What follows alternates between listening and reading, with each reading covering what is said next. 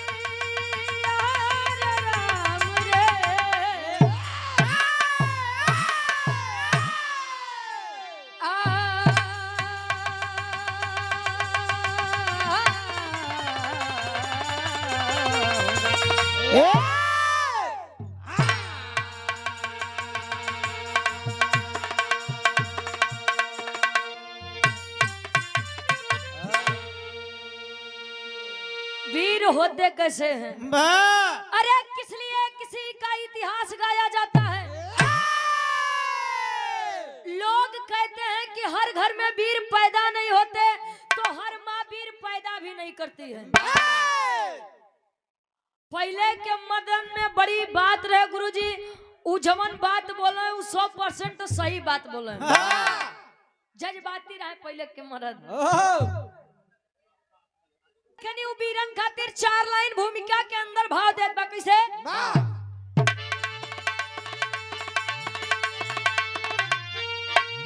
कि रुचि की कोई हस्ती नहीं है। अरे रुचि को रुचि बनाने वाले आप लोग हैं। आप लोग जेके चाहा ओके हीरो बनाए दे और आप लोग जेके चाहा जीरो बनाए दे ओके जीरो बना दे। बहुत बहुत धन्यवाद बा प्रधान जी। आओ गुरुजी कवि जी लिखा तन वीरन खातिर कैसे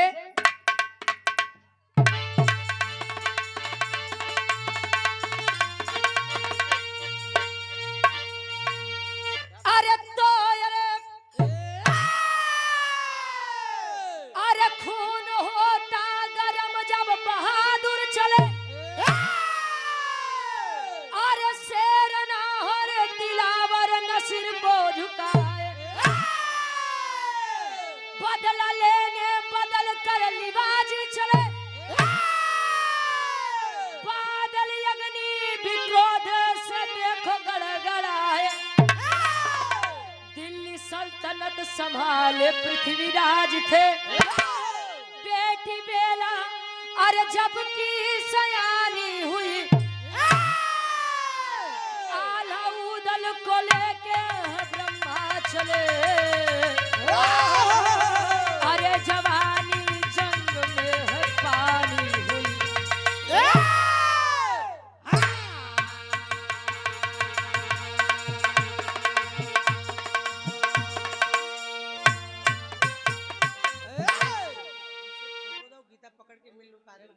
सिर को झुकाए। पहले के लोगन एक बात कहा कि जेकरे जवानी आवत हो गुरुजी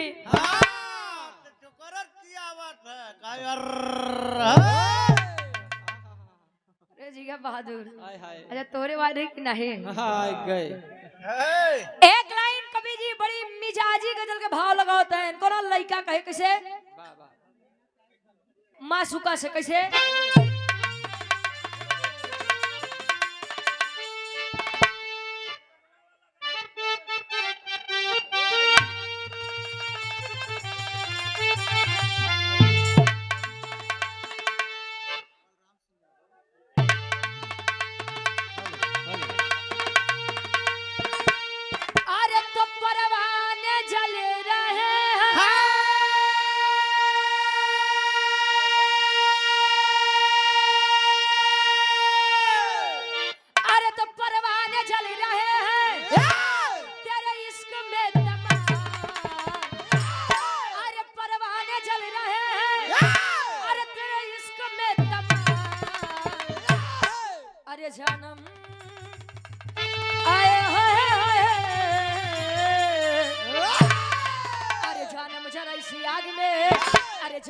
जरा इस आग में अरे खुद को जला के दे खुद को जला के दे खुद को जला के दे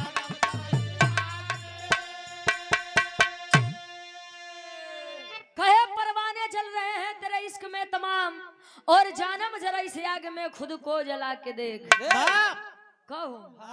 लेकिन कभी जी वीरन खातिर एक लाइन लिखे चाहिए वीर तब के हो वीर चाहिए आज के हो। पानीदार मर्द खातिर कवि के लेखनी लिखत बा कैसे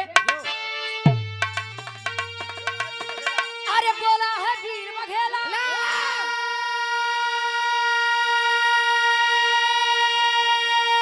अरे बोला है वीर बघेला अरे झंडा हिला के दे अरे हट जाएगा समर से अरे हट जाएगा समर से अरे पंजाब मिला के दे अरे पंजाब मिला के दे अरे पंजाब मिला के दे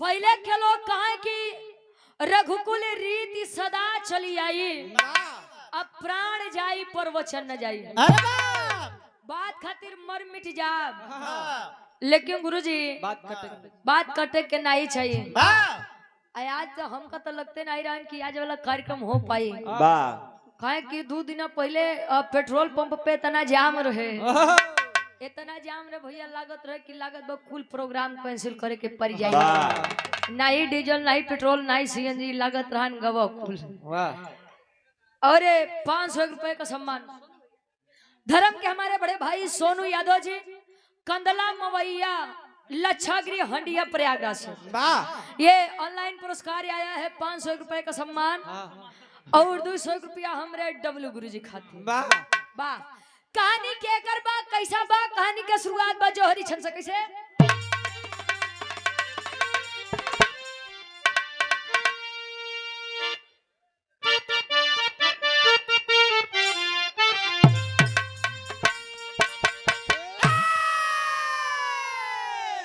अरे तो जान खातिर जो मरता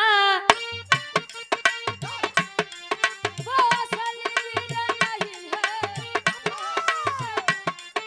समर से जो भागे है समझो वो शेर नहीं है लेकर के जंगी जवानी चट्टानों से भिड़ जाए अरे खोसला होता लेकिन ढील जाए आला उधर संग में भवन दूल्हा आए पृथ्वीराज के द्वारे मेरा से ब्याह रचाए ये मतलब लगा है अंदर बिछा बिछौना शादी हुई है लेकिन अरे बाकी रहा है रोना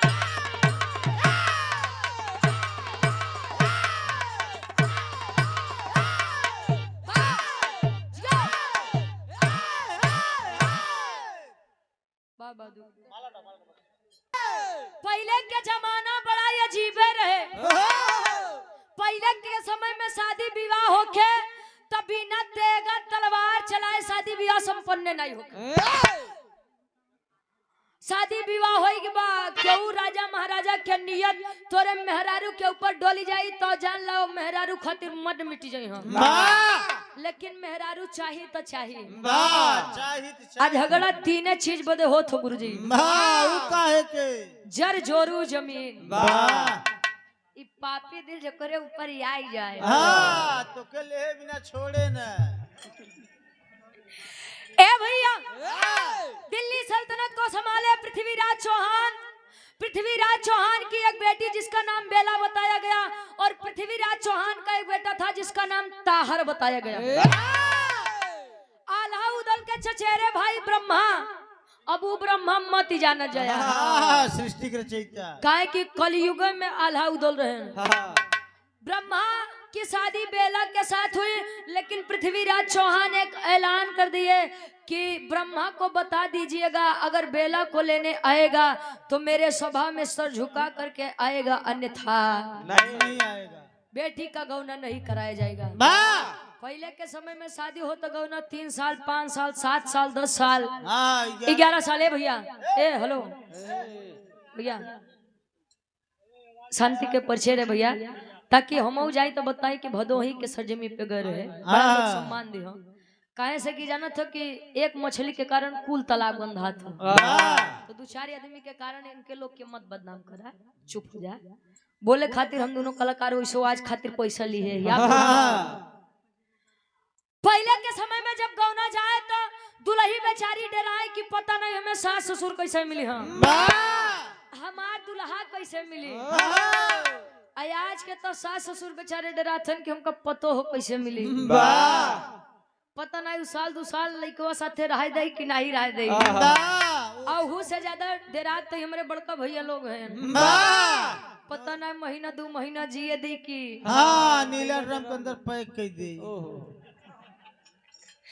ई बदे हमार मंजीत भैया शादी नहीं करत है ना, करबो न करे। ए भैया, ब्रह्मा को जब यह बात पता चली भाई हीरे के खून, कहे कि हम एक तो लड़के की तरफ से हम स्वयं दुल्हा और दुल्ही के लेवे जाब तो सर झुकाई के जाब, ई कबो नहीं हो सकत। आल्हा उदल जी कहे ब्रह्मा जी तू तैयार हो गौना हम लोग लेके आवा।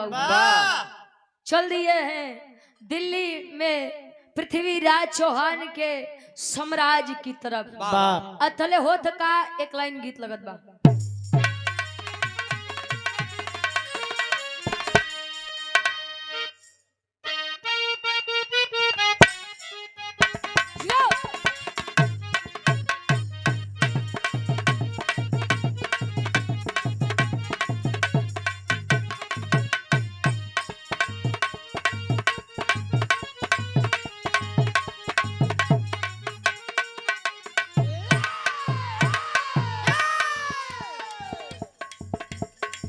टाइम समय जीवन में सबका आता है। समय जिंदगी में मौका सबको देता है कुछ बनने का कुछ करने का। तब कितना आदमी आलस कोई के उस समय गवाए दी हो तो कहीं पता नहीं भगवान हमार कोने कलम से किस्मत लिख दी हो। और कुछ होते हैं जो उस समय का फायदा उठा करके जीवन में कुछ बन जाते हैं, कुछ कर जाते हैं। एक बात जान ला, आज के समय में बाप बड़ा न भैया, सबसे बड़ा रुपया। रुपया बात तो मेहरारू माई बाबू इज्जत करिया, नहीं बात तो मेहरारू कोई दिन भर ही पड़े पड़े खटिया तोरा बस ये कोनो काम नहीं बा। अरे मेरा छत पे जाबो। लड़का कहे गीत मार्केट में बड़ी वायरल रहे, कैसे सीखा बेची लई बे क्या करो केहू के सुनाई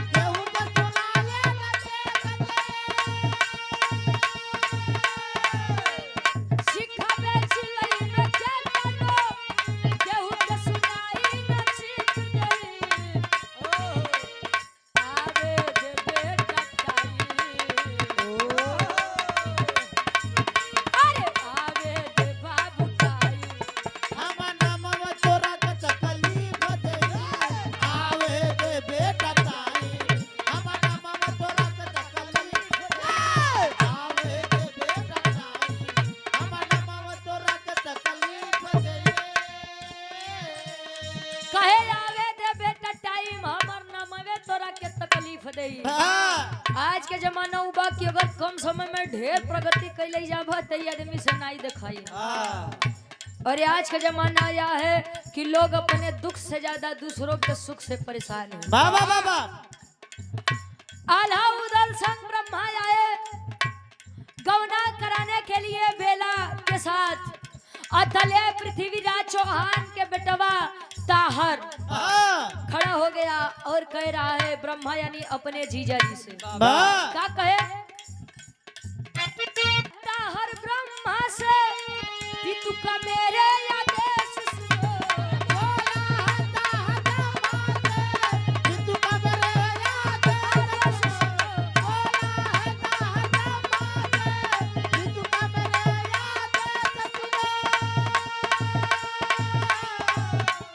बोला है ताहर ब्रह्मा से पितु का मेरे आदेश सुनो। गवना न होई बेला के, गवना न होई बेला के, मेरा ये संदेश सुनो। गवना न होई बेला के, मेरा ये संदेश। गवना न होई बेला के, मेरा ये संदेश। ताहर ऐलान कर दिया कि ए जीजा जी, अच्छा जीजा और सारे के रिश्ता बड़ा मीठ होता। वाह कहे कि सुना कहे का कहे उ बाऊ रोके हैं कि बेला के गवना नाई होई। वाह कहे कि अगर बेला के गवना नाई होई हम ओकर दुल्हा हम ही गवना न लेके जा। वाह तो सार तू रखबे तोहार बाबू। कहे कि अगर वह मेरी पत्नी है मैं उसे नहीं लेके जाऊंगा तो उसका गवना कौन लेकर के जाएगा। सेनूर के ए भैया पहले के समय में बड़ी बरियार कीमत रहे। पहले के दुल्ही मांग भर के सेनूर लगावे यहाँ से कि हमरे दुल्हा के आयु लंबी होकर। वाह आज के दुल्ही मांग उठाए के तनी सा टिकली है काहे बदे जानत है। हाँ ये जल्दी मरा दूसरे के जाई। वाह से तहार कितना लगावत है। वाह इनके बेलचस लगावत है। चला हडिया में चलो तले पूछे लेवा जाए चाची से। हाँ जय ए भैया ताहर जब इतनी बतिया बोला ब्रह्मा कही कि केतना बरियार बीरबा जो हमके गवना ले जाए से रोकी। कहे अब जीजा तू गलत बोलत है यार। वीर तो हेतना है वीर के बातें छोड़ा तार सार तो अकेले संभार ले। वाह कहे अच्छा आ तनी बेटा मैदान में तो गीत लगत बा। ई गीत हमरे काकी दादी के उम्र वाली बा। कैसे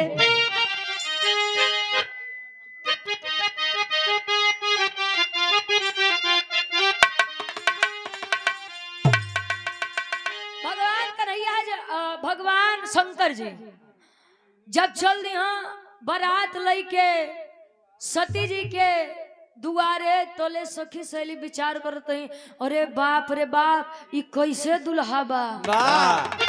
नथन पे पूरा कपड़ा बा भभूति लगाए गले में सांप बिच्छू गोजर बा बराती में प्रेत पिचास आए हैं।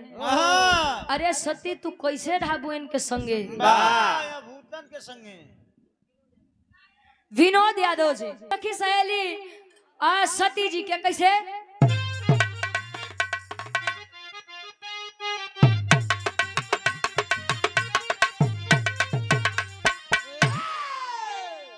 अरे ऐसन बारतिया ना देखे अभी तक दिया करे धका ऐसा बारतिया ना देखे अभी तक दिया करे धका। ऐसा बारतिया ना देखे अभी तक दिया करे धका। कहे ऐसन बारतिया ना देखे अभी तक दिया करे धका धक। ए सती कहाँ जाए के फंस गई उनके सामने। अच्छा प्रेम है क्या। प्रेम हुआ होता है हम जैसे भी हैं अगला हमें स्वीकार कर ले वो होता है प्रेम। का माई सती के केहू और नहीं मिले सा और नहीं भगवान भोलेनाथ दिखाने नहीं न जकरे राय के घर न पहरे के कपड़ा लेकिन वह था प्रेम। और प्रेम ऐसा होना चाहिए जिसे लोग याद करें। नहीं तो गुरुजी आजकल प्रेम केवल 2-4 आदमी जाने हैं। राम राम रहीम नारायण साईं। वाह क्या बात है। अच्छा ये लोग प्रेम जानी गए हाँ कहो तो उनकर चेला तो नहीं है। हाँ वही सही ना है। हाँ विचार करें एक तरफ ताहर खड़ा है पूरी पलटन लेकर के और एक तरफ केवल आल्हा उदल और ब्रह्मा। क्या कहे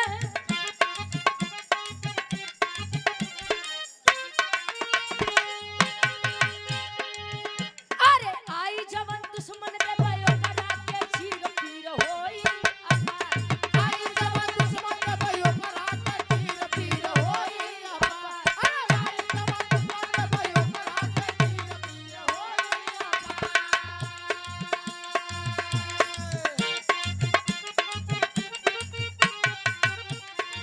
गर्जन करे रण में देखा जवानी जा गजन करे देखा राग जवनिया गजन करे देखा राग जवनिया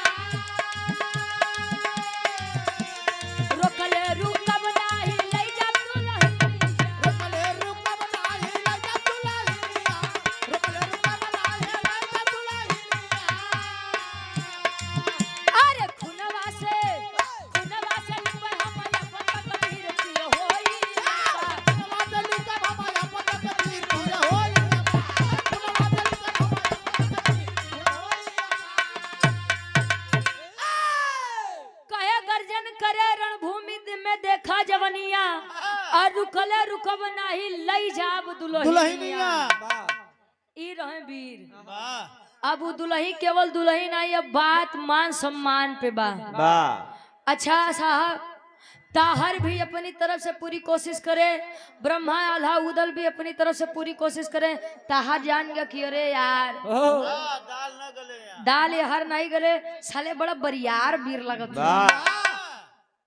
कहे ए जीजा ये हाँ कहे कि का सरबू बोले सार बोले कहे अबे लेता गरमाई के बतियावत रह कस ई जीजा ले आई गया। हाँ निहुर गया सार वहीं की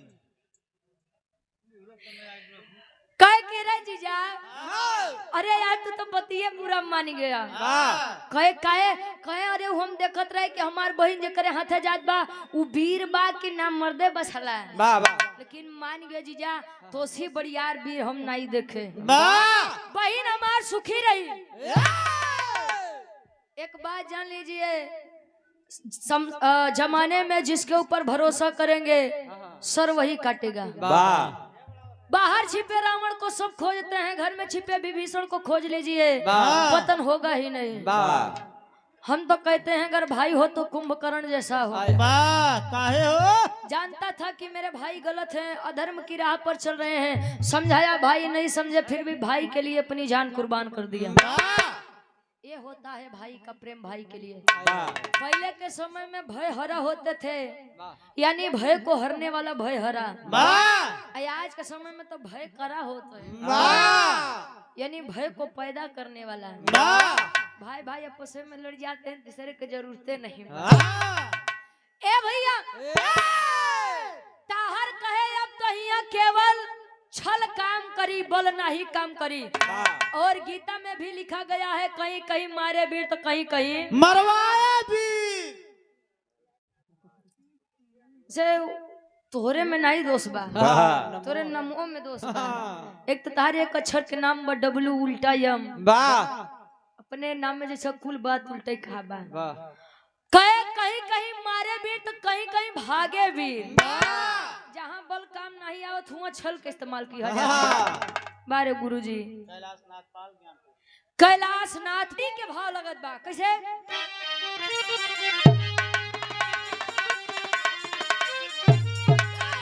अरे राम बहनोई नाही चिन्हे सरवा, ए भैया बहनोई नाही चिन्हे सरवा, अपने हाथ से धोया बहिनी के लिए।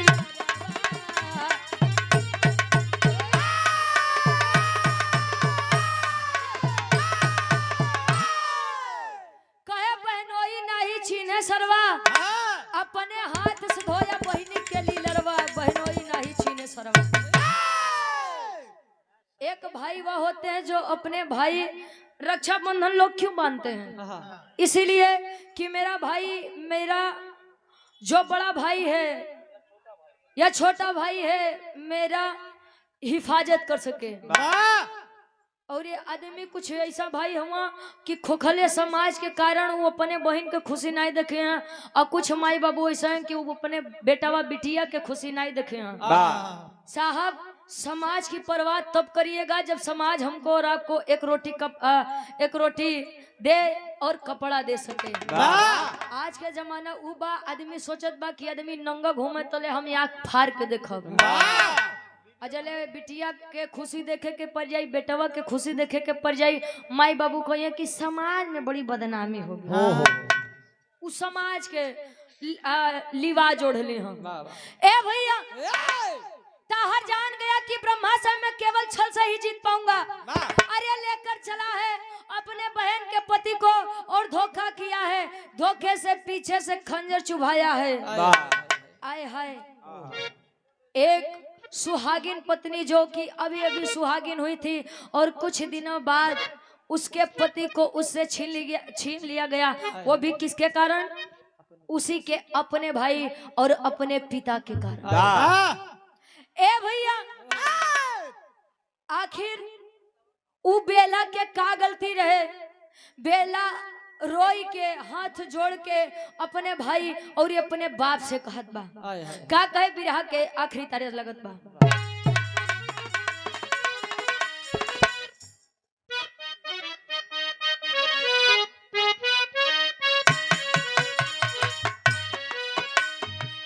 फिल्मी दुनिया वाले इस गीत को गाया करते थे। लड़का कहे बड़ा अटूट प्रेम रहे। तुम्हें दिल से कैसे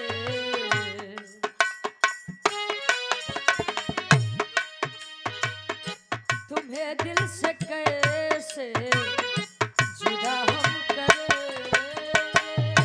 तुम्हें दिल से कैसे जुदा हम करें, तुम्हें दिल से कैसे जुदा हम करें, के मर जाएंगे और क्या हम करेंगे, के मर जाएंगे और क्या हम करेंगे, तुम्हें दिल से कैसे जुदा हम करें, तुम्हें दिल से कैसे जुदा हम करें, मर जाएंगे और क्या हम करेंगे, मर जाएंगे और क्या हम करेंगे, तुम्हें दिल से कैसे जुदा हम करें, तुम्हें दिल से कैसे जुदा हम करेंगे। रो रही है। एक बात इस मंच के माध्यम से मैं बता दूं कि जिन औरतों को यह घमंड होता है कि मैं अपने पति से झगड़ा करके अपने मायके चली जाऊंगी तो लोग मेरी बड़ी इज्जत करेंगे, ये गलत मानसिकता है। क्योंकि समाज में अगर कोई सच में हमारा होता है तो वो हमारा पति होता है। पति से आप प्रेम बना करके रहिए, जब जब भी मायके में जाएंगे आपको लोग बड़ा सम्मान देंगे। और झगड़ा करके जाइए, 1 महीने 2 महीने रह जाइए, माई बाबू ताना मरिया कि अरे इतना बढ़िया होता तो शायद कि तहार पति तोहे जानत तोहे मानत। इसीलिए अपने पति को ही सब कुछ मानिए। सागर यादव बड़े भाई पिपरी की पावन सजनी से 100 रुपया समाज आदि गीत के फरमाइश बा, गिरा हमार हो जाओ करे बात भैया। और बड़े भाई हमारे डॉक्टर सुरेंद्र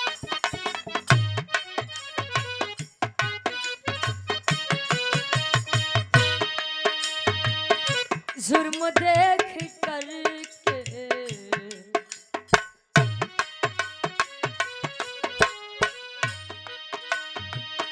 जुर्म देख करके बहन रो रही है, जुर्म देख करके बहन रो रही है, जुर्म देख करके बहन रो रही है, भाई की वजह से पति खो रही है, भाई की वजह से पति खो रही है,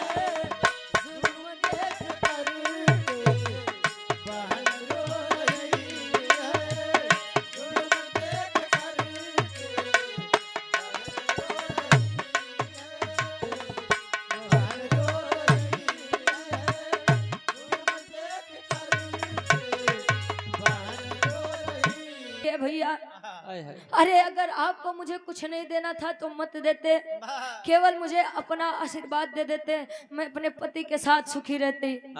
और अगर आप लोगों के अंदर इतना ही घमंड था, अरे तो मेरी शादी हिम्मत किए होते। एक वीर पुरुष को, एक माँ के बेटे से आप लोगों ने ऐसे एक बेटे को छीन लिया। अरे एक बेटे को खो जाने का दर्द क्या होता है उस माँ से पूछिएगा, और किसी से मत पूछिए, मुझसे पूछिए, क्योंकि मैं उनकी धर्म पत्नी थी। जिनको मैंने जाना नहीं था, केवल मन मंदिर में बैठा करके पूजा था। मैंने सपने देखे थे कि मैं अपने पति के साथ जाऊंगी। आप लोगों ने मेरी उस खुशी को एक सेकंड में मातम में बदल दिया। क्यों किया मेरे भाई? आय हाय भैया, रोवत बाऊ बेला, लेकिन कहे बारे नारी शक्ति कि मैं कमजोर नहीं पड़ सकती। और जिसने मेरे पति को छीना है, अरे जिसने मेरे सुहाग को मुझसे छीना है, वो मेरा भाई नहीं हो सकता, वो मेरा पिता नहीं हो सकता। आंख लाल करके बेला खड़ी हुई है उस सभा में, अतल करत का पापट के भाव लगत बा।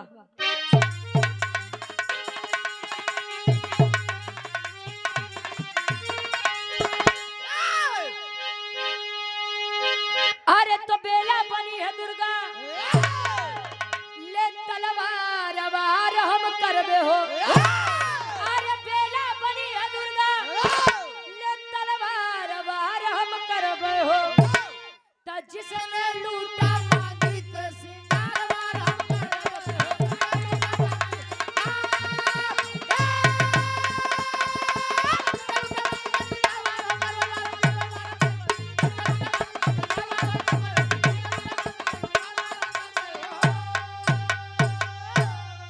अरे पृथ्वीराज चौहान भाई ताहर को ललकारा है, पति का बदला लूंगी मैं, फर्ज यहाँ हमारा है।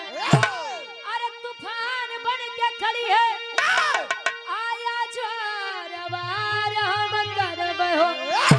अरे तजिसने लूटा मांगी के सिंगार वार हम करबे हो। ललकारी है कि ऐ ताहर, अरे तैयार हो जाओ, आज एक पति का बदला लेने उसकी पत्नी आई है। तू मेरा भाई नहीं, मैं तेरी बहन नहीं। अरे जब तूने उस राखी की मर्यादा को नहीं जाना, उस राखी की लिहाज को नहीं जाना, तो मैं क्यों जानू कि तू मेरा भाई है। आय हाय भैया, इतनी बतिया कह के ले कटार झपटी है भाई ताहर की तरफ, और ताहर के धड़ गर्दन से अलग करत बा।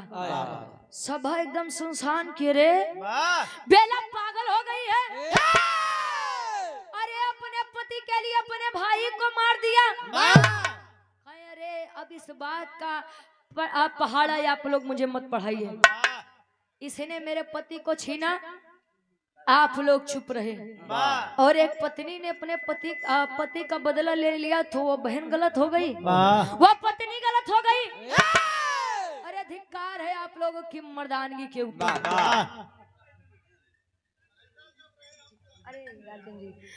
और भाई को मार करके चली है आय हाय बाबू अपने पति के लाश के पास। ए सैया, अरे कहाँ चले गए आप मुझे छोड़ करके? अरे आपने तो मुझसे 7 जन्मों में साथ रहने की कसमें खाई थी, 7 जन्म तो दूर की बात, आय हाय सही, आप तो मुझे इसी जन्म में छोड़ करके चल दिए। एक बार भी अपनी बेला के बारे में आप नहीं सोचे। आल्हा उदल चले हैं अपने चचेरे भाई ब्रह्मा की चिता सजाने के लिए, और जब चिता सजावे बदे चलत हुआ तले बेला एक ऐलान करत बा। आल्हा के भाव लगत बा कैसे?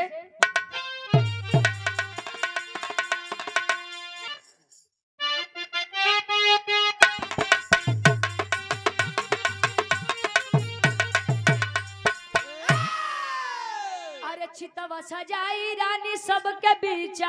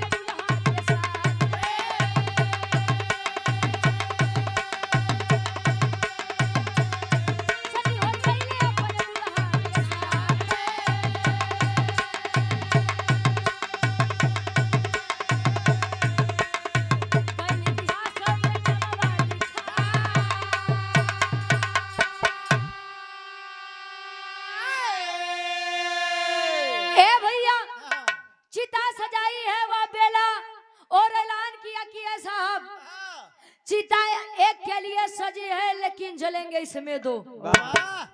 आल्हा उदल बेला के मुँह तक कहे कि 2 आदमी के जरी हो, कहे कि मैंने इनको ही अपना देवता माना था और मैं जी तो इनके साथ नहीं सकी लेकिन मरूंगी मैं इन्हीं के साथ और बिना पति के मेरा कोई अस्तित्व ही नहीं है।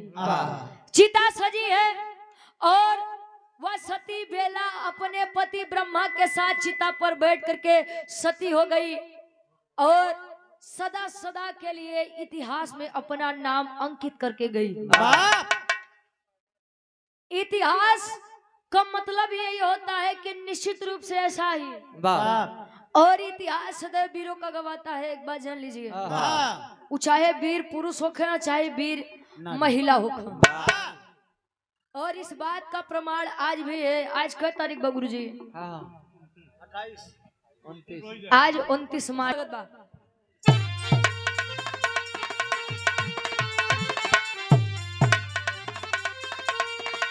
अरे तो पंचकोइया रोड दिल्ली में अरे एक नाम अमर बा। अरे पंचकोइया दिल्ली रोड में अरे एक नाम अमर बा। तब भारी जंगल में बेला सती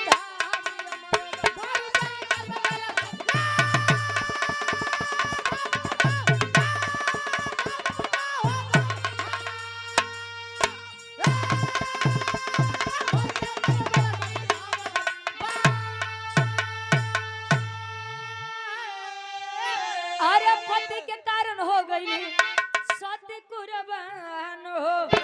तकावे इतिहास जेकर दुनिया जहां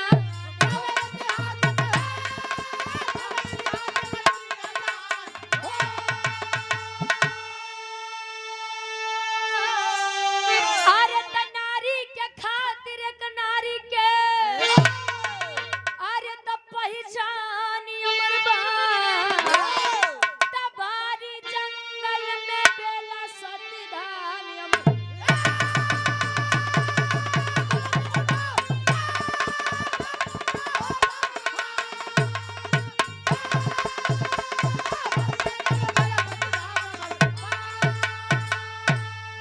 धाम अमर है जिसका नाम बेला सती धाम बताया गया है। और वह बेला सती कोई और नहीं बल्कि ब्रह्मा की पत्नी बेला और पृथ्वीराज चौहान की बेटी बेला थी। और यहाँ एक चीज का साक्ष्य प्रमाण है, जो लड़कियां आजकल अपने प्रेमी के चक्कर में पति को मार देती हैं, उनके लिए यह बात है कि बहिनी केतनो कुछ कई लेबू कि गुनाह कबो क्यों के छुपत नहीं। आज लड़की अपने दुल्हा के नहीं होई तो वो अपने प्रेमी के हो जाई, कबो नहीं होई। जेकर पेट एक आदमी से भरबे नहीं करत बा, आज तू नीक लागत है कल दूसर के नीक लगी तो जैसे अपने दुल्हा के मार दे ऐसा न हो कि अगली बारी तोहरे आ जाए। या से भैया शादीशुदा मेहरारू से बच के रहवा करा। हाँ ये जमाना बड़ा अजीब हो गया है। हमरे बिरहा का शीर्षक रहे पृथ्वीराज चौहान और ताहर की मौत।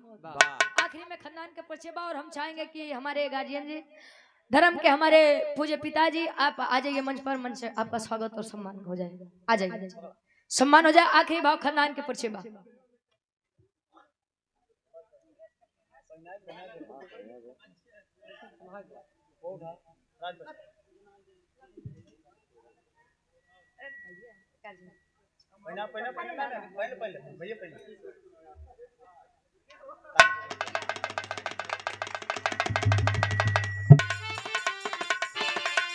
गुरु बिहारी गुरु रामलाल मुर्बाका। अरे स्वर्ग से चंडिका कवि अमलेंदु का विजय पताका।